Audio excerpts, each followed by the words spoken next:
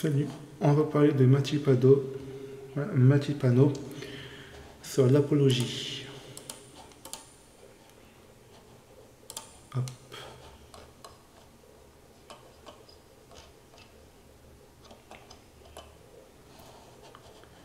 On va mettre celui-là. Ça dure 41 minutes. Tac.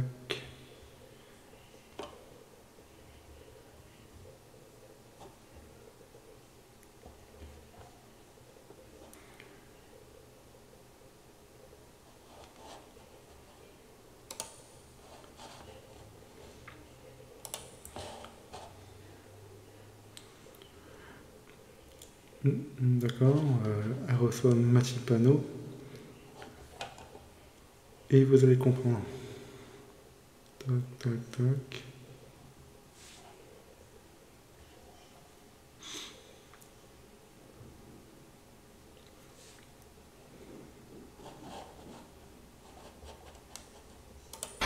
Néla Latrousse. Bonjour Mathilde Panot. Bonjour. Merci d'avoir accepté l'invitation de Merci BFM Politique, le rendez-vous d'actualité du week-end en partenariat avec la Tribune Dimanche. À mes côtés, pour vous interroger, Amandine Atalaya. Bonjour. Bonjour Amandine. Éditorialiste Bonjour. politique à BFM TV. Et Bruno Jeudi. Bonjour Bruno. Bonjour Néla. Directeur délégué de la Tribune Dimanche. Et bonjour aux téléspectateurs qui peuvent vous adresser leurs questions, Mathilde Panot, grâce au QR code qui s'affiche sur l'écran. Vous scannez avec votre téléphone le petit QR code. Vous envoyez votre question, je la relais à l'antenne et Mathilde Panot y répond. J'en commence par ce que l'on vient de voir, Mathilde Panot, cette proposition de loi pour abroger le délit d'apologie du terrorisme et les réactions qu'elle suscite. Difficile de faire plus ignoble, dit le ministre de l'Intérieur Bruno Retailleau. C'est une insulte pour l'ancien Premier ministre Gabriel Attal qui évoque la mémoire des victimes du terrorisme. Quelques réactions parmi d'autres, on a vu toutes les réactions que cela a suscité. Qu'est-ce qui vous a pris, Mathilde Panot? Vous voulez légaliser, à contrario, le délit d'apologie du terrorisme? Est-ce que vous pouvez me lire le nom, le titre de la proposition de loi qui a été déposée par Hugo Bernalicis? La proposition de loi pour abroger le délit d'apologie du terrorisme. Alors, il faut lire jusqu'au bout. Enfin, je ne vais pas apprendre aux journalistes à faire une lecture jusqu'au bout. Il y a marqué abroger le délit d'apologie du terrorisme. Dans le code pénal, il y a marqué. Dans le code pénal. Oui. Oui, ça a son importance, Madame Latrousse, parce qu'il se trouve qu'avant 2014, avant la loi qui a mis dans le code pénal l'apologie du terrorisme, avant cela, c'était dans le droit de presse, comme c'est d'ailleurs le cas pour l'apologie de crimes de guerre. Et ce que nous dénonçons, c'est justement que ce soit dans le code pénal et non plus dans le droit de presse. Donc nous n'abrogeons pas le délit d'apologie du terrorisme, nous le remettons dans le droit de presse, comme c'est le cas pour l'apologie de crimes de guerre. Eh bien, je vais vous dire, parce que c'est instrumentalisé et dévoyé, comme ça a été le cas, vous l'avez dit, sur Jean-Paul Delesco, qui est secrétaire départemental CGT du Nord, condamné à 1 an de prison avec sursis pour un tract sur Gaza, comme ça a été le cas contre Rima Hassan, candidate aux européennes, comme ça a été le cas contre moi-même, présidente d'un groupe parlementaire d'opposition, ou encore, comme ça a été le cas pour l'Union juive pour la paix, qui elle aussi est poursuivie pour apologie du terrorisme. Et je vais vous dire, Madame Latrousse, parce que je trouve incroyable qu'on explique partout que nous sommes en train d'abroger le délit d'apologie du terrorisme. Nous sommes en train de le remettre au bon endroit. Et ce n'est pas juste la France insoumise qui dit cela, puisqu'il y a un rapport de l'ONU qui dénonce en France l'instrumentalisation du délit d'apologie du terrorisme contre les voix pour la paix. Il y a Monsieur Marc Trévidic, qui est ancien juge antiterroriste, qui d'ailleurs, c'est intéressant, lui avait justement poussé pour que ce soit dans le code pénal. Et il dit aujourd'hui, il faudrait avoir le courage de revenir en arrière parce qu'aujourd'hui, pour un simple tag sur la Palestine, vous pouvez vous retrouver en prison. Alors que lorsque vous dites que les bombardements sur Gaza sont légitimes, vous n'êtes pas poursuivi aujourd'hui. Ça, c'est Marc Trévidic qui le dit. Juste, on voit à l'antenne le texte de 1881. Il n'évoque pas le terrorisme, Mathilde Panot. C'est le texte que vous évoquiez sur la liberté de la presse. Non, c'est ce qui a été fait. Non, c'est ce qui a été fait depuis entre 2006 et 2014 dans notre pays, où l'apologie du terrorisme peut tout à fait être poursuivi normalement, comme l'apologie de crimes de guerre dans le droit de presse directement. Mais vos alliés, ils ont aussi lu l'interview de Marc Trévidic et ils n'ont pas tout à fait la même appréciation quand on entend Olivier Faure qui lui pense que préciser la définition de l'apologie suffirait plutôt que de supprimer, abroger ce texte de 2014. Monsieur Jeudi, encore une fois, nous n'abrogeons pas le délit d'apologie du terrorisme. Nous le remettons à une autre place. En quelque sorte, nous l'encadrons. Et je suis assez surprise que M. Faure dise ça, puisqu'il se trouve que Bernard Cazeneuve lui-même, et ça a été révélé par vos confrères du Canard enchaîné, disait lui aussi qu'il était inquiet de l'instrumentalisation qui en était faite et du dévoiement de l'apologie du terrorisme. Donc, même dans ses rangs, même par l'homme qui a fait cette loi en 2014, eh bien, vous vous retrouvez avec là aussi des doutes. C'est d'ailleurs des doutes qu'on retrouve, je le disais, dans le rapport de l'ONU, chez Marc Trévidic, mais aussi chez Henri Leclerc, dont toute la classe politique a... Henri Leclerc. Comment? L'avocat. Exactement, président honoraire de la Ligue des droits de l'homme, dont toute la classe politique a salué la disparition, et qui lui aussi disait sur l'apologie du terrorisme dévoyée contre des politiques notamment, mais c'était un dévoiement contre la liberté d'expression. Oui, Mathilde Panot, est-ce que le déclencheur de tout ça, finalement, ce n'est pas vous, en l'occurrence, c'est-à-dire vos intérêts personnels et ceux de Rima Hassan, puisque vous êtes vous-même poursuivi pour apologie du terrorisme, vous venez d'ailleurs d'en reparler, donc est-ce que ça n'est pas tout simplement pour servir vos intérêts personnels que vous souhaitez remettre en cause ce délit? Ça n'a rien à voir avec nos intérêts personnels, ça a un rapport avec la défense de l'état de droit. Ce que disent nombre de juristes, des organisations internationales, c'est que cette apologie du terrorisme, dans la manière dont elle est dévoyée aujourd'hui, est une atteinte à la liberté d'expression, est une atteinte à l'état de droit. Donc en quelque sorte, le seul intérêt que nous avons dans cette question, c'est de faire l'apologie de l'état de droit. Et je le redis, nous nous défendrons à tout moment le fait qu'on respecte les libertés fondamentales. Vous ne trouvez pas que c'est grave dans une démocratie d'avoir une candidate à une élection, d'avoir une présidente d'un groupe parlementaire d'opposition qui est poursuivie pour apologie du terrorisme? Oui, mais vous trouvez pas pas ça problématique? ce droit, comme disait Bruno. Eh bien, c'est une manière de répondre à cela. Oui, mais éviter les dérives, est-ce que ça ne pouvait pas passer par une réécriture au sein même du Code pénal? Mais nous l'encadrons, nous le remettons dans la liberté de presse. Je ne comprends pas la polémique. Et je vais juste vous dire quelque chose. C'est pour comprendre où est-ce que vous essayez d'en arriver. Je veux juste quand même vous dire quelque chose qui devrait toutes et tous nous inquiéter et qui devrait interroger la conscience de chacun. Lorsque vous voyez que cette polémique a été, comme d'habitude, montée par l'extrême droite, d'abord sur les réseaux sociaux, dans le cadre ensuite d'une revue d'extrême droite qui s'appelle Frontières, et que ensuite ça devient la une de tous les médias, non, mais la condamnation va jusqu'à vos propres alliés. Comment? La condamnation va jusqu'à vos propres alliés. Oui, il se trouve que je viens de vous citer des propos de Bernard Cazeneuve qui lui-même s'inquiétait du dévoiement qui était fait de l'apologie du terrorisme. Donc nous faisons juste en sorte d'encadrer le délit d'apologie du terrorisme. Faites pas juste en sorte. Bernard Cazeneuve a fait voter ce texte en 2014. Manuel Bompard fait un tweet ces dernières heures pour dire que Bernard Cazeneuve avait cédé en 2014 aux pressions de réseaux fascisants et ouvre la voie à une sévère remise en cause de nos libertés fondamentales. Bernard Cazeneuve, il est vraiment fascisant? Mais il n'a pas dit cela. Il a dit il a cédé à des... Mais comme exactement ce que dit Marc Trévidic, il dit il faudrait avoir le courage de revenir en arrière. Puisque Marc Trévidic, ancien juge antiterroriste, avait lui-même plaidé pour que ça rentre dans le code pénal. Et il dit aujourd'hui, vu la manière dont c'est utilisé et instrumentalisé, c'est problématique et donc il faut revenir dessus. Vous n'allez pas expliquer que Marc Trévidic est pour les victimes du terrorisme, pour les actes terroristes. Vous n'allez pas expliquer que l'ONU est pour les actes terroristes. Vous n'allez pas expliquer que Henri Leclerc est pour les actes terroristes. Donc, ce n'est pas ce qu'on dit, Madame Panot. Oui. C'est Olivier Faure qui pense que plutôt que le supprimer, il suffirait de le redéfinir. Eh bien, nous disons que pour le redéfinir, il suffit de revenir à la situation antérieure à 2014, où il pouvait y avoir du délit d'apologie du terrorisme qui était d'ores et déjà poursuivi. Et je vais vous dire, Monsieur Jeudi, ce qui devrait là aussi nous inquiéter, c'est qu'aujourd'hui, les moyens antiterroristes sont dévoyés contre des voix pour la paix, mais aussi contre des militants écologistes, on l'a vu encore récemment. Et je ne suis pas d'accord pour que les moyens terroristes soient utilisés contre des opposants politiques ou des militants politiques, écologistes et autres. Donc il faut revenir à la raison sur cette question. Et ce que nous disons juste, c'est que nous voulons réencadrer le délit d'apologie du terrorisme pour qu'il puisse vraiment atteindre son but. Parce qu'aucun d'entre nous n'a jamais fait l'apologie du terrorisme. Sans l'accord de vos alliés, vous ne discutez plus avec vos alliés? Bien sûr que si, nous discutons. Vous les mettez au pied du mur avec votre proposition. C'est un texte de loi que nous avons déposé suite justement à l'interview de M. Marc Trévidic. Oui, vous les mettez au pied du mur sans discuter avec eux. Non, mais vous savez, il n'est pas inscrit à l'ordre du jour. Quand nous inscrivons des choses à l'ordre du jour, nous en discutons avec nos alliés. Vous allez voir, lors de notre niche parlementaire du 28 novembre, que nous discutons avec nos alliés, puisque nous allons gagner des textes très importants. Mathilde Panot, puisque vous évoquez la procédure contre vous, elle en est où? Vous avez des suites? Eh bien, c'est une excellente question, puisque je n'ai aucune suite qui a été donnée. Je rappelle que moi, je suis poursuivie pour un communiqué de presse de mon groupe parlementaire, et je suis la seule à avoir été entendue par une police antiterroriste. Et je n'ai aucune nouvelle sur la procédure, qui probablement n'ira pas plus loin. Et si elle allait plus loin, ce serait tourner en ridicule, là aussi, une manière justement de criminaliser une opposition politique par des biais qui sont, là encore, dévoyés. J'appelle la question de Jérôme qui nous regarde et qui vous demande: pensez-vous qu'abroger la loi de délit d'apologie du terrorisme ira dans le bon sens pour la sécurité des Français? Si je complète, est-ce que vous pensez qu'on est revenu à un niveau de menace terroriste pré-2014 qui justifierait d'abroger cette loi? Mais encore une fois, ce que je viens d'expliquer, et je pense du code pénal, pour être précise. Exactement, mais vous avez raison, Madame la Trousse, parce que Mathilde ce que vient d'expliquer, peut-être Monsieur Jérôme l'a envoyé avant que j'explique tout ça, nous n'abrogeons pas le délit d'apologie du terrorisme, nous faisons en sorte qu'il puisse atteindre sa cible, point. Question Mathilde Panot.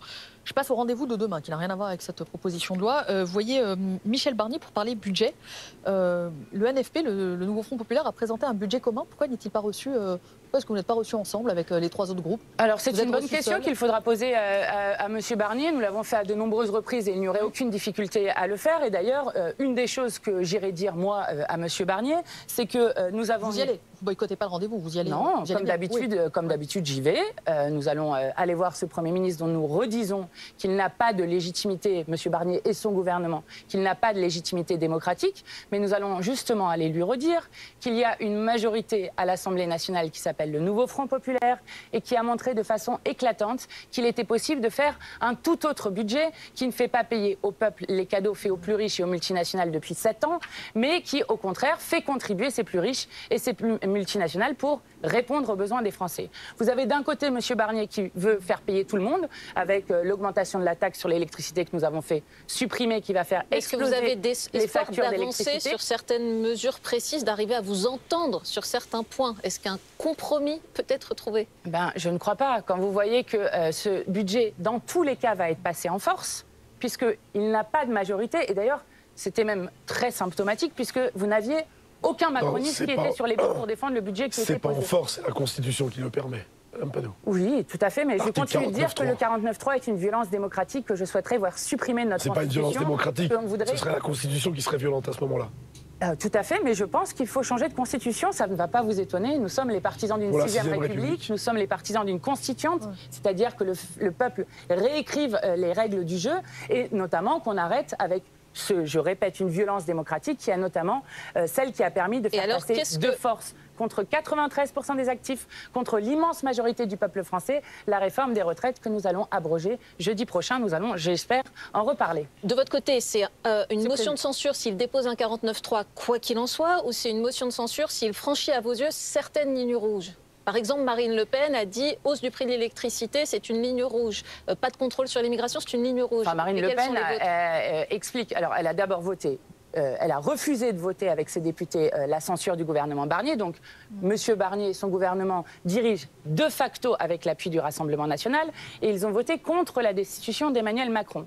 Donc, je vais vous dire, quand Mme Le Pen dit « s'ils font payer les Français, nous voterons la censure », eh bien, nous allons voir dans les axes ce qui va être fait. Parce que je vais vous dire, nous savons d'ores et déjà que ce budget veut faire payer les Français. Nous, par exemple, nous avons réussi à gagner dans l'hémicycle pour que tout le monde comprenne. Elle censure. Nous avons réussi à gagner dans l'hémicycle ce qu'on appelle la taxe Zuckman sur les milliardaires, c'est-à-dire le fait que les 157 milliardaires du pays soient taxés à hauteur de 2% de leur patrimoine. Je rappelle que les 500 plus grandes fortunes de France ont doublé leur fortune depuis qu'Emmanuel Macron est arrivé au pouvoir et que nous proposions de leur prendre 13 à 14 milliards, ce qui ne fera pleurer personne vu la situation d'enrichissement dans laquelle ils sont.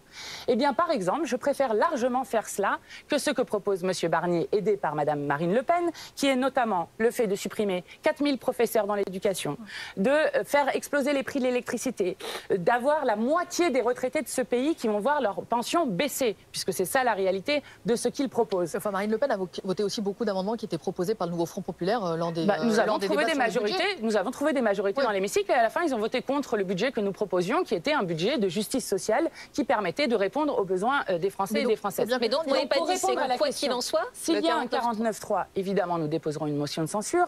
Si le Premier ministre décide d'attendre le temps constitutionnel et donc de passer par ordonnance, ce qui est possible, à ce moment-là, nous déposerons une motion de censure au titre de l'article 49.2 de la Constitution.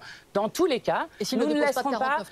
Comment? Et s'il ne dépose pas de 49.3, c'est ce que je dis, c'est un 49.2. C'est une manière pour que tout le monde comprenne. Si vous avez un 49.3, vous pouvez dans les 24 heures déposer une motion de censure. Une motion de censure quoi qu'il arrive. Sinon, vous avez une initiative de motion de censure. Donc c'est une motion de censure. Mais évidemment, vous avez d'abord un gouvernement, je le répète, qui est illégitime au vu des résultats des urnes, et un budget qui est le plus violent jamais vu dans la Ve République. Demain, c'est un rendez-vous pour rien. Vous allez voir Michel Barnier, mais vous n'avez rien à lui dire. Alors non, non. Alors déjà, je veux lui redire qu'il y a une majorité et un autre budget qui est disponible dans ce pays. Vous y allez pour lui dire au revoir. Et c'est lui-même qui a dit qu'il ne resterait pas longtemps. Il a l'air de le prendre avec bonhomie, donc c'est très bien. Mais je vais notamment lui apporter 2 propositions de loi. Une première que j'ai déposée hier et qui est une proposition de loi qui est très importante au vu de l'actualité et notamment du nombre de destructions d'emplois qu'il y a dans ce pays. Donc une proposition de loi que j'ai déposée qui permet d'interdire les licenciements boursiers lorsqu'il y a des versements de dividendes ou lorsqu'il y a des bénéfices dans les 2 ans passés ou de l'argent public qui est utilisé, avec un droit de veto des salariés. Et puis je lui amènerai une autre proposition de loi, qui celle-ci a été rédigée par mon collègue insoumis Adrien Clouet, qui est une proposition de loi qui, elle, veut substituer à la journée de solidarité pour les personnes âgées et en situation de handicap, vous savez, la journée de solidarité qui a été faite, où on demande aux salariés de travailler gratuitement sans aucun argent, eh bien nous proposons de la substituer, notamment au moment où le Sénat propose d'en faire une deuxième, de la substituer par une journée nationale de solidarité des actionnaires. Je rappelle que la France est championne du versement de dividendes en Europe. Et on reviendra sur la question des actionnaires, la question de la casse sociale en 2025 et des destructions d'emplois et des licenciements boursiers que vous évoquez. Juste, la porte-parole du gouvernement ce matin chez nos confrères du Parisien aujourd'hui en France dit que s'il n'y a pas de budget de voté, et elle vous en fait porter une partie de la responsabilité, la France risquerait un scénario à la grecque. Est-ce que vous êtes prêt à la France insoumise à prendre ce risque du scénario à la grecque, c'est-à-dire faillite et éventuellement le risque que les fonctionnaires ne soient pas payés? On parle d'enseignants, de policiers, d'infirmières notamment. Eh bien, c'est faux. Et d'ailleurs, c'est une manière d'expliquer qu'après M. Barnier, le chaos et que rien ne peut être fait autrement. Je rappelle que la règle fondamentale de la démocratie, je vais expliquer pourquoi. C'est vous, c'est ce que dit le gouvernement. Excusez-moi, vu le chaos aujourd'hui avec les 150 000 emplois au moins qui pourraient être supprimés l'année prochaine et un niveau de pauvreté dans ce pays qui n'a jamais été atteint, le chaos en ce moment c'est eux. Mais je veux réexpliquer. Le principe même de la démocratie, c'est d'expliquer qu'à tout moment on peut prendre un chemin différent. Et c'est ça que s'exprime, c'est comme ça que s'exprime la souveraineté populaire sur la question des grands choix qui sont faits et qui ont donné en tête le nouveau Front populaire en juillet et non pas le Rassemblement national. Alors quel est votre chemin différent, Mathilde Panot? C'est le retour de la proposition de Lucie Castet, Premier ministre. On revient au début.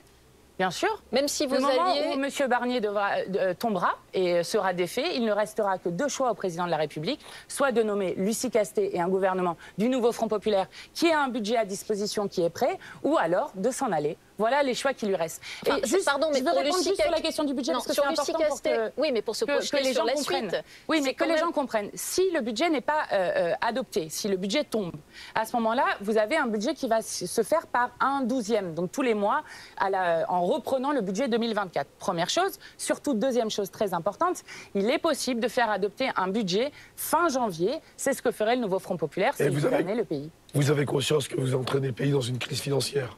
Non, je crois que c'est ce qu'est en train de faire Emmanuel Macron qui entraîne le pays dans une crise financière. En ne votant pas le budget, ou en tous les cas en faisant un 49.3, vous créez une crise politique, vous êtes d'accord? Et derrière la crise politique, c'est la crise financière. Oui, mais qui nous a entraînés dans cette crise politique? Monsieur Macron ne respecte pas le résultat des élections.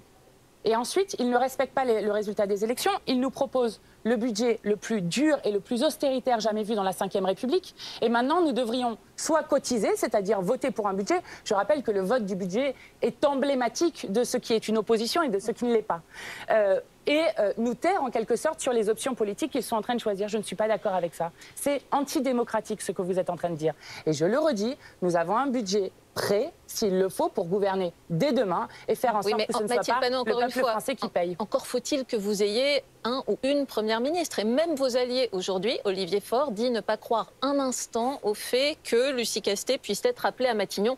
Et d'ailleurs, dans toutes les interviews qu'il fait, ne la soutient plus réellement. Donc, vous êtes seul à pousser aujourd'hui Lucie Castet du côté de la France Insoumise. Non, je ne crois pas qu'on est seul, et y compris, je rappelle que c'est des discussions du nouveau Front Populaire qui, non seulement avec 193 députés qui ont tous été élus exactement sur le même programme, qui est un programme de gouvernement dans le sens que nous n'avons pas fait un programme comme nous faisons d'habitude pour le quinquennat, nous avons fait un programme sur ce que ferait un gouvernement nouveau Front Populaire dans les 100 premiers jours de son arrivée. Ce programme est toujours valable.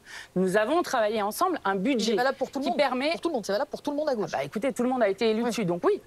Ensuite, nous avons un budget qui permet de répondre aux besoins urgents des Français et des Françaises. Je rappelle que vous avez un nombre inédit et record d'enfants qui dorment à la rue, un nombre inédit et record de personnes sans abri.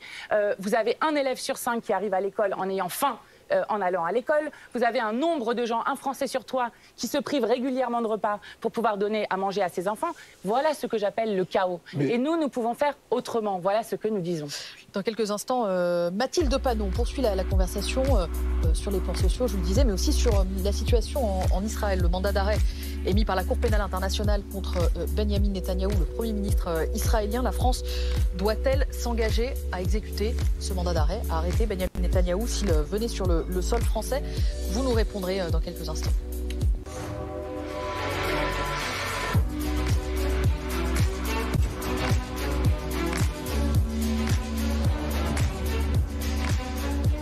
BFM TV, BFM Politique. Néla Latrousse. BFM Politique, toujours avec Mathilde Panot, présidente du groupe La France Insoumise à l'Assemblée nationale, et toujours avec à mes côtés Amandine Atalaya et Bruno Jeudi pour vous interroger. Mathilde Panot, demain, l'Assemblée nationale va décider qui va présider le groupe d'amitié France-Palestine. L'Assemblée a validé la semaine dernière la création de ce groupe d'amitié, mais la présidence du groupe est décidée demain. Est-ce que vous considérez qu'elle vous revient de droit ? C'est une volonté qu'on aurait. D'ailleurs, nous avons mené des négociations avec le nouveau Front Populaire où, avec le nouveau Front Populaire, a été décidé qu'elle serait attribuée à la France Insoumise si nous y arrivons dans les négociations. Mais je tiens surtout à saluer l'avancée historique qui a été permise à l'Assemblée nationale grâce à la création de ce groupe d'amitié France-Palestine, qui a été permise notamment par la vice-présidente insoumise Nadège Abou-Mangoli, qui a permis la création de ce groupe d'amitié et qui, je crois, maintenant appelle à une décision de l'État français, celui de reconnaître l'État de Palestine et de faire ainsi avancer les résolutions de l'ONU, notamment sur la coexistence de deux États et une avancée vers la paix et vers le cessez-le-feu. Juste, vous avez déjà le nom de votre candidat pour la présidence du groupe ? Pas encore, mais vous inquiétez pas, vous serez au courant très rapidement. Que vous inspirent les arguments d'un Gabriel Attal, par exemple, qui lui s'est opposé à la création de ce groupe et qui dit, par exemple, que le Parlement palestinien ne s'est pas réuni depuis 2018 et que précisément la Palestine n'est pas un État reconnu. Par exemple, je n'ai pas entendu M. Attal s'opposer au groupe d'amitié France-Québec qui existe pourtant. Il se trouve que, en plus, ça a un sens tout particulier à l'Assemblée nationale puisque, je le rappelle, en 2014, il y a eu un vote à la majorité à l'Assemblée nationale pour justement inviter le gouvernement à reconnaître l'État de Palestine. Donc, encore une fois, je crois que c'est dans ce moment où il y a un génocide contre le peuple palestinien, une politique de colonisation qui se continue de manière extrêmement violente en Cisjordanie, que c'est un geste d'amitié envers le peuple palestinien qui est très fort et qui appelle maintenant à ce que la France prenne ses responsabilités. Mathilde Panot, la Cour pénale internationale a émis des mandats d'arrêt contre 3 personnes, contre le chef de la branche armée du Hamas qui est présumé mort et surtout contre le Premier ministre israélien Benyamin Netanyahou et son ex-ministre de la Défense Yoav Gallant. La France aujourd'hui prend acte de ces mandats d'arrêt. Est-ce qu'elle doit s'engager plus fermement à exécuter ces mandats d'arrêt, c'est-à-dire arrêter Benyamin Netanyahou et Yoav Gallant s'ils viennent en France ? Évidemment, et d'ailleurs j'observe que d'autres pays s'y sont engagés, notamment je pense au Canada, au Royaume-Uni, à l'Italie, qui ont dit qu'ils arrêteraient M. Netanyahou notamment, donc qui est maintenant au fait de la décision de la Cour pénale internationale, un criminel de guerre, et donc en tant que tel doit être arrêté. Je rappelle que le statut de Rome, qui a été ratifié par plus de 120 pays dans le monde, que la France a ratifié, impose aux États d'obéir à ce qui est fait par la Cour pénale internationale. Et moi, je suis assez inquiète de voir que, d'abord, la France continue d'avoir des doubles standards, puisque lorsqu'il y avait eu un mandat d'arrêt contre Poutine, à raison de la part de la Cour pénale internationale, la France avait dit que cette décision ferait date et que les criminels de guerre devaient être arrêtés. Donc ça, c'est la première chose. Et que la deuxième chose... Vous dites double standard, vous l'expliquez? Enfin, c'est quoi le c'est à eux de l'expliquer. Et donc, j'ose espérer que la France, si c'était le cas, et qu'elle dise plus fermement qu'elle arrêterait le criminel de guerre Netanyahou au vu de la décision de la Cour pénale internationale. Je suis d'autant plus inquiète, je dis juste un dernier mot dessus, lorsque je vois Sylvain Maillard, ancien président du groupe Renaissance, qui n'arrive pas à dire sur un plateau télé, lorsqu'on lui demande si cette décision est antisémite, qui étaient les mots de M. Netanyahou, qui n'arrive pas à dire que non, cette décision n'est pas antisémite. Et je vous signale juste que la Cour pénale internationale a fait appel à un collège de 6 experts, dont Théodore Meron, qui était un de ces 6 experts pour la Cour pénale internationale. Théodore Meron, qui est très connu et respecté sur la question du droit international, ancien ambassadeur d'Israël et surtout survivant de l'Holocauste, qui a été 4 ans dans des camps de concentration nazis. Et avec ce collège de 6 experts, ils ont tous les 6 décidé que la décision de la Cour pénale était unanimement justifiée. Est-ce que vous souhaitez au-delà la démission ou la destitution de Benyamin Netanyahou, puisque vous considérez que c'est un criminel de guerre qui doit être arrêté en France? Moi, écoutez, je ne suis pas israélienne, je suis française et je considère que la France doit faire respecter le droit international, c'est la première des choses. Et la deuxième chose, je parlais tout à l'heure de ce que la France pourrait faire. Reconnaître l'État de Palestine, mais aussi suspendre l'accord d'association entre l'Union européenne et Israël, décider de sanctions à l'encontre de M. Netanyahou et décider d'un embargo sur les armes. Bref, la France a les moyens d'agir pour la paix. Elle doit le faire, d'autant plus dans un moment où les États-Unis sont en train de mettre en danger gravement la paix, que ce soit au Proche-Orient ou en Ukraine. Pour vous, Mathilde Panot, Israël doit être traité de la même façon que la Russie? C'est pas la question de ça, c'est que juste, il faut respecter le droit international. Et vous avez la Cour pénale internationale qui a décidé qu'il y avait un criminel de guerre qui s'appelait M. Poutine et qui devait donc être arrêté sur le territoire des 120 pays qui ont ratifié le statut de Rome, et M. Netanyahou qui devait être arrêté dans les 120 pays qui ont ratifié le statut de Rome. C'est juste le respect du droit international et c'est comme ça qu'on fait avancer les voies pour la paix et justement les cessez-le-feu, que ce soit en Ukraine et à Gaza. Non pas en autorisant, comme c'est le cas actuellement, ce qu'a fait M. Biden, qui est très grave, et je voudrais réinsister dessus cette semaine, en autorisant des missiles longue portée sur la Russie, ainsi que des mines antipersonnelles en Ukraine. Juste pour revenir sur le dossier du Proche-Orient, autour d'Emmanuel Macron, ils sont un certain nombre à juger que précisément son changement de pied ou son changement de ton à l'égard de Benyamin Netanyahou ces derniers temps est le signe d'une prise de conscience française sur ce qui peut se passer à Gaza. Comment est-ce que vous jugez l'évolution d'Emmanuel Macron? Est-ce que vous diriez qu'il s'aligne sur vos positions quand il parle de barbarie à Gaza ou quand il appelle un embargo sur les armes? Je crois qu'à la fois, il est important que le président de la République ait des mots forts pour dénoncer le génocide en cours, les bombardements qui continuent sur le Liban. Je rappelle juste qu'hier, par exemple, il y a eu 50 morts au Liban dans les bombardements faits par le gouvernement Emmanuel Netanyahou. Macron parle de barbarie, mais pas de génocide. Oui, mais au-delà des mots, ce que j'aimerais du président de la République, ce sont des actes. Et moi, je suis très inquiète de voir que nous avons un président de la République qui dit parfois des mots et qui ensuite retourne souvent en arrière, mais qui ne pose aucun des actes dont j'ai parlé, qui seraient pourtant des actes à même de faire avancer la paix dans la région. Bruno? Madame Panot, il y a un sondage Ipsos qui a été réalisé pour le CRIF qui montre que 46% des Français adhèrent aujourd'hui à plus de 6 préjugés anti-juifs contre 37% en 2020. Et cette proportion monte à 55% pour les sympathisants et les filles. Ma question est simple. Pourquoi les sympathisants et les filles embrassent-ils davantage les autres préjugés antisémites? Alors d'abord, je voudrais commencer par dire que je refuse qu'on jette l'opprobre sur les sympathisants, les militants de la France Insoumise et les millions de Français qui votent pour nous. Pas l'opprobre, c'est un résultat de sondage. Mais je vais Ipsos, qui est un institut sérieux, interrogé. Vous me permettez, c'est un sujet sérieux, donc j'aimerais pouvoir répondre de manière sérieuse. De jeter l'opprobre alors que, je le rappelle, les militants, les sympathisants et les personnes qui votent pour la France Insoumise sont des gens qui font vivre l'idée de la fraternité humaine au quotidien et surtout l'égale dignité entre eux des êtres humains. Alors, si on prend le sondage, vous auriez pu utiliser d'autres chiffres. Par exemple, dire que nous sommes, nous, à LFI, comme dans les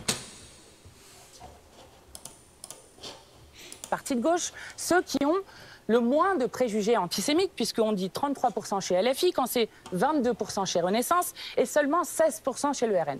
Je vais le dire autrement, si vous prenez des gens qui ont 3 à plus de préjugés antisémites, alors nous serions à 67% chez LFI qui auraient des préjugés antisémites, 78% chez Renaissance, 80% chez les LR et 84% pour le Rassemblement national.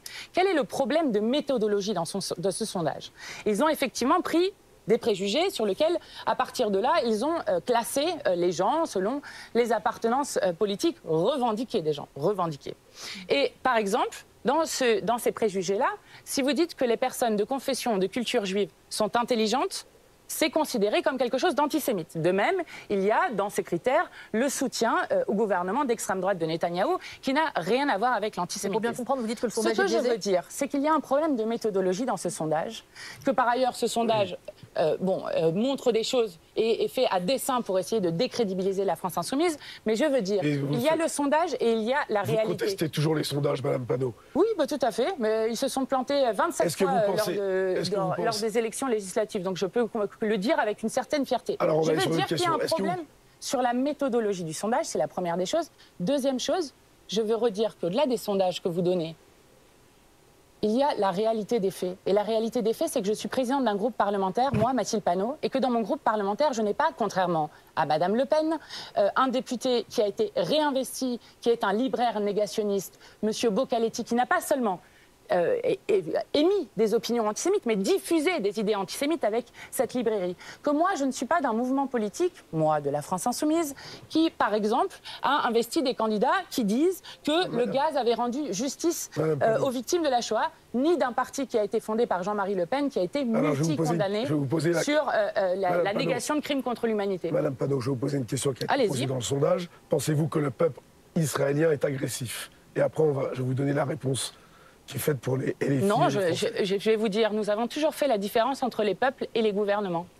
61% des sympathisants LFI, eux, le pensent, contre 36% pour l'ensemble des Français. Et donc, par exemple, vous pensez vraiment qu'il y a 78% des sympathisants Renaissance qui sont antisémites? Non, mais moi, par contre, ce que je vais vous demander, Madame Panot, est-ce que vous faites une distinction entre le peuple israélien et Benjamin Netanyahou? Mais oui, nous l'avons toujours dit, Monsieur Jeudi. Alors, je ne vais pas vous apprendre quelque chose. J'ai toujours dit que nous refaisons d'essentialiser les gens et notamment d'essentialiser les personnes de confession et de culture juive comme étant des soutiens inconditionnels à Netanyahou. Je vais même vous dire, Monsieur Jeudi, je suis fière que dans le nouveau Front populaire, nous ayons eu l'appui et le soutien de Tzedek notamment et de l'Union juive pour la paix qui sont avec nous dans cette coalition qui a gagné les élections et qui redisent à tout moment l'égale dignité des êtres humains. Et je vais vous dire, maintenant ça suffit que la Cour pénale internationale soit considérée comme antisémite, que la Cour internationale de justice soit considérée comme antisémite, que l'ONU et son secrétaire général soient considérés comme antisémites, que le pape soit considéré comme antisémite. Je vais vous dire, ceux qui instrumentalisent l'antisémitisme pour soutenir un génocide sont ceux-là même qui font mettre un danger sur l'ensemble de nos concitoyens juifs. Et je le refuserai à tout moment. Mathilde Panot, j'aimerais qu'on en vienne à un texte que vous présentez cette semaine, jeudi, à l'Assemblée nationale, attendu par les Français, si j'en crois les sondages, et encore celui ce matin de la Tribune dimanche. Le sondage Elab, qui a été d'ailleurs aussi fait par BFM TV, un texte pour abroger la réforme des retraites. Ce sera donc jeudi, c'est un texte porté par des députés insoumis. Est-ce que vous êtes sûr de faire le plein de voix à gauche jeudi pour abroger la réforme des retraites? Et là, vous n'allez pas me dire qu'il y a des astérisques à lire dans le texte, c'est clairement abroger la réforme des retraites. Hein. Tout à fait. Ouais. Et oui, nous allons faire le plein et même nous allons gagner jeudi prochain la première victoire sur l'abrogation de la réforme de la retraite à 64 ans. C'est un signal politique très très puissant. On a gagné en commission, on va gagner jeudi prochain. C'est un signal politique très très puissant. D'abord, qui montre qu'il est possible de défaire la politique de Macron et de son monde de malheur. Première chose. Deuxième chose, et ça, j'espère que les macronistes vont se le coller dans le crâne, on ne peut pas gouverner contre le peuple, notamment en imposant une réforme de force dont personne ne veut. Et surtout, un signal très puissant pour dire que nous ne sommes pas condamnés à vivre toujours plus mal et qu'il est possible de libérer du temps pour s'occuper de ses petits-enfants, pour s'occuper de soi, s'occuper des autres, être militant ou président d'une association. Que Mathilde Panot, vous voulez aller au-delà de la suppression de la réforme Macron, c'est-à-dire que vous voulez aussi supprimer la réforme Touraine, c'est-à-dire celle qui demandait d'aller au-delà de 42 annuités de cotisation pour ceux qui sont nés à partir de 1964 et qui ont donc 60 ans aujourd'hui. Or, vos alliés socialistes, par exemple, sur ce point, disent que supprimer la réforme Touraine, c'est infinançable. Donc, est-ce que vous êtes bien certaine qu'ils vont vous suivre? Alors oui, d'ailleurs, ça a été dit dans vos confrères, par exemple, de l'AFP, où ils ont dit que, y compris si cette abrogation de la loi Touraine n'est pas juste de l'accélération de la loi Touraine restée, ils voteraient pour le texte, ce qu'ils ont d'ailleurs démontré en commission. Ça, c'est la première des choses. Deuxième chose, sur la question du financement, je ne vais pas vous refaire l'ensemble du financement, parce que nous ne sommes pas, et ça, ce n'est pas un scoop pour vous, mais alors ni pour la retraite à 62 ans, ni pour 42 annuités, nous sommes pour la retraite à 60 ans et pour 40 annuités. Et donc, nous avons fait, notamment à l'initiative d'Éric Coquerel, président de la Commission des finances, et de Charles de Courson, rapporteur général du budget, une conférence de financement avec les syndicats que nous demandons depuis des mois et des mois au gouvernement. Coûterait oui, bien sûr, l'abrogation de la réforme Touraine? C'est à peu près entre, si on prend la loi totale, entre 15 et 16 milliards qu'il faudrait trouver. Et je vais vous dire comment on peut les trouver. C'est extrêmement simple. D'abord, en augmentant les salaires, on pourrait à la fois avoir des cotisations supplémentaires qui permettent de remplir les caisses de l'assurance retraite. Vous pouvez... Et vous augmentez les salaires dans le privé. Vous pouvez, non, surcotiser très légèrement sur les hauts salaires, ce que nous proposons, et surtout soumettre à cotisation des revenus qui jusqu'alors ne sont pas soumis à cotisation. Je pense au rachat d'actions, aux dividendes et autres, qui permettraient de financer pas seulement la retraite à 62 ans et à 42 annuités, mais la retraite à 60 ans avec 40 annuités, et qui est un objectif de progrès commun qui montre qu'on peut aller vers plus de bonheur et une société qui est plus juste. Mais sauf que vous voyez bien ce que vous dit le patronat, Mathilde Panot, et c'est notamment la page de publicité achetée ce matin par le MEDEF dans un certain nombre de quotidiens. Ils vous disent plus d'impôts, moins d'emplois. Donc vous aurez peut-être des salariés mieux payés, mais ils seront moins nombreux. Mais c'est la fable qu'on nous fait depuis des années et des années. Regardez le résultat de la politique de l'offre qui a été menée par Emmanuel Macron depuis maintenant 7 ans. Cette politique de cadeaux fiscaux fait aux actionnaires, fait au grand patronat, fait aux milliardaires, dont on nous avait vanté qu'il donnerait un ruissellement. Le résultat, vous avez vu le nombre de plans sociaux, de plans de licenciement qui sont en train de s'annoncer dans le pays. Vous avez Sanofi, ArcelorMittal, vous avez Michelin, vous avez Auchan, et à chaque fois, ils licencient avec de l'argent public. Donc, je le dis, non seulement c'est un échec budgétaire, c'est ce qui mène au déficit, que la courbe du chômage a baissé pendant des années. Oui, et il va réaugmenter de combien, monsieur Jeudi? Mais c'est-à-dire que la situation économique a un peu changé. Mais pourquoi la situation économique est-elle comme cela? L'instabilité politique a créé aussi du doute chez les chefs d'entreprise qui, aujourd'hui, ont un peu moins envie d'investir qu'ils ne l'avaient il y a quelques années. Je vais vous dire, monsieur Jeudi, vous faites comme le font à chaque fois les néolibéraux, vous vous cachez derrière les petites entreprises. Je vais vous dire, les petites entreprises, elles ont besoin d'avoir leur carnet de commandes rempli. Et pour ça, il faut notamment que les gens retrouvent du pouvoir d'achat, de pouvoir consommer. C'est la consommation populaire qui fait la majorité de la croissance de ce pays. Donc, il faut pouvoir faire en sorte qu'ils puissent acheter des choses, etc. Quant aux grands groupes, regardez Michelin, par exemple. Michelin, qui n'est plus du tout une petite entreprise familiale, qui est détenue à 70% par des fonds de pension américains, notamment BlackRock, qui non seulement essaye de mettre la main sur les 300 milliards de retraites par la retraite à capitalisation, a été un des artisans de la réforme de la retraite qui nous a volé 2 ans de vie et maintenant supprime des emplois. Pourquoi? Que font-ils avec ça?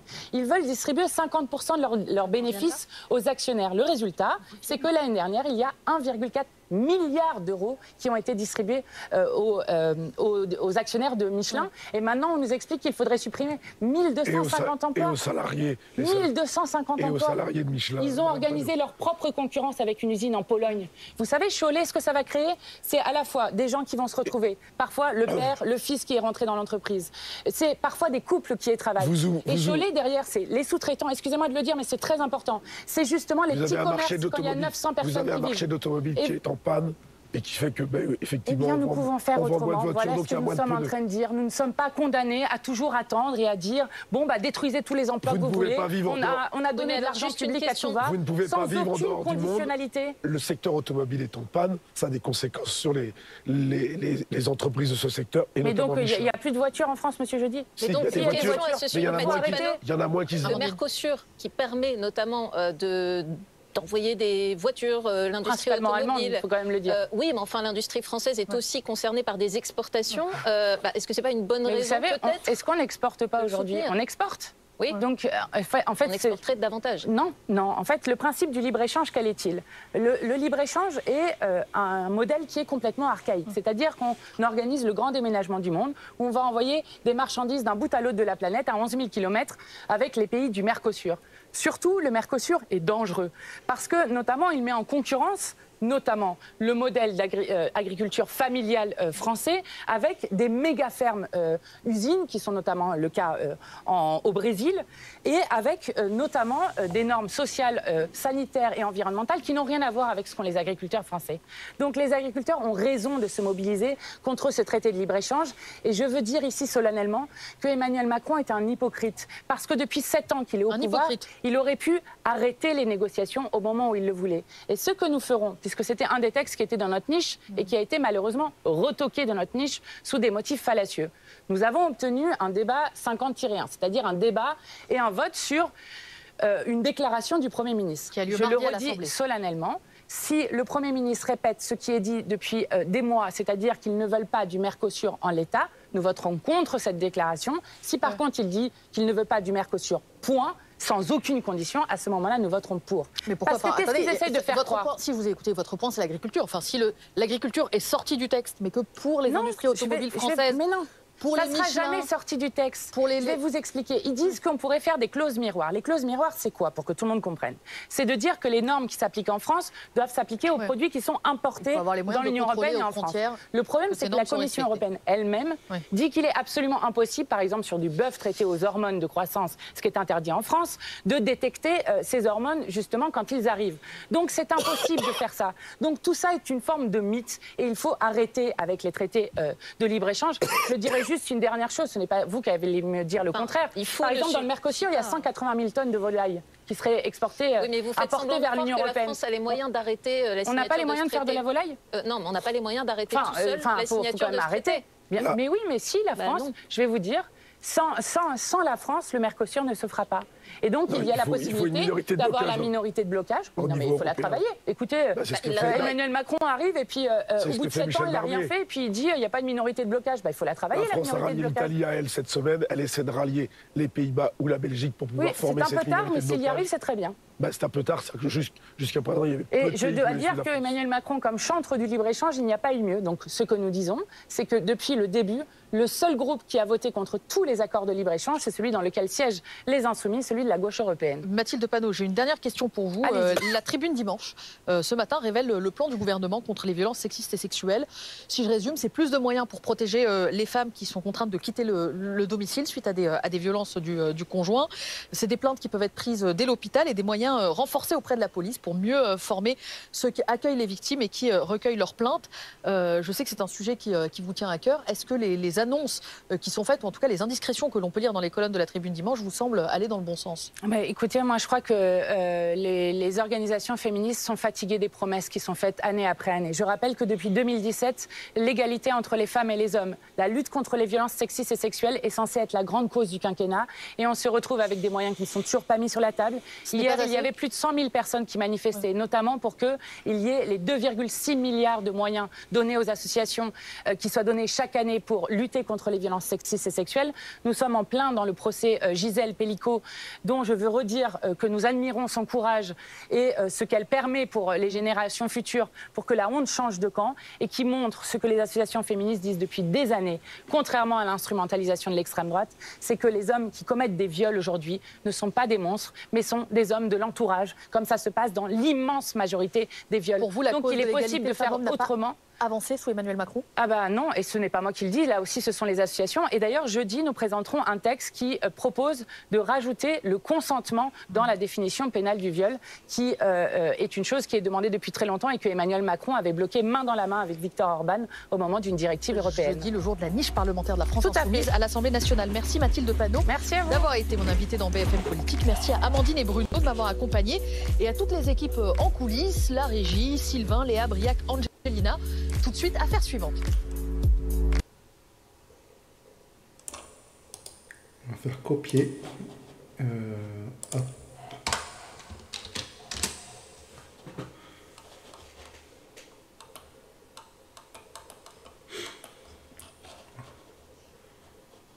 Actualité.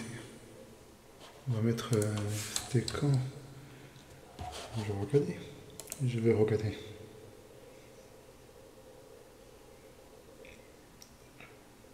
C'était 24. Le 24.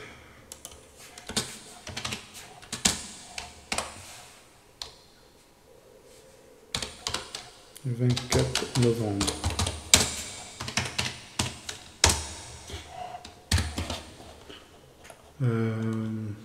Voilà. Mathilde Panot. Attendez. Continuez sans accepter. Mathilde Panot s'en prend violemment à une journaliste. Mathilde Panot était l'invité de BFM TV, de BFM Politique, sur BFM TV, ce dimanche 24 novembre 2024, au cours de l'émission. La présidente du groupe La France Insoumise à l'Assemblée nationale s'est agacée face à la journaliste Neila Latrousse. Neila Latrousse présentait une nouvelle édition BFM Politique sur BFM TV ce dimanche 24 novembre 2024. Dans ce numéro, la journaliste recevait Mathilde Panot, président du groupe La France Insoumise à l'Assemblée nationale. Dans un premier temps, elle est interrogée sur la proposition de loi pour abroger le délit d'apologie du terrorisme. Cette idée a été proposée par la France Insoumise et suscite l'indignation. Bruno Retailleau, le ministre de l'Intérieur, a déclaré « difficile de faire plus ignoble », tandis que l'ancien Premier ministre Gabriel Attal estime que c'est une insulte pour les victimes du terrorisme. Neila Latrousse demande cash. Qu'est-ce qui vous a pris, Mathilde Panot? Normalement, vous avez déjà regardé l'interview entre Neila Latrousse et Mathilde Panot. Mathilde Panot s'agace face à Neila Latrousse sur BFM TV. Mathilde Panot, qui a récemment dévoilé un plan secret, demande à la journaliste de lire le titre de la proposition de loi qui a été déposée. Neila Latrousse répète la proposition de loi pour abroger le délit d'apologie du terrorisme. L'invité s'en prend violemment à la journaliste et lâche. Il faut lire jusqu'au bout. Agacée, elle ajoute « Je ne vais pas apprendre aux journalistes à faire une lettre jusqu'au bout ». Mathilde Panot rappelle qu'il est écrit la proposition de loi pour abroger le délit d'apologie du terrorisme dans le code pénal. Elle souligne que le terme code pénal a son importance et développe son argument. Elle explique qu'il n'abroge pas le délit d'apologie du terrorisme, mais propose de le remettre dans le droit de presse.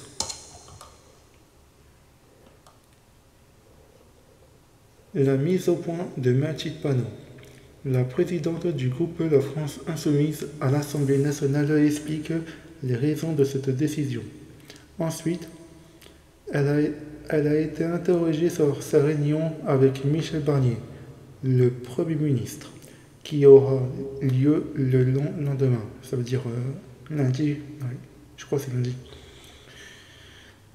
Qui aura lieu le lendemain.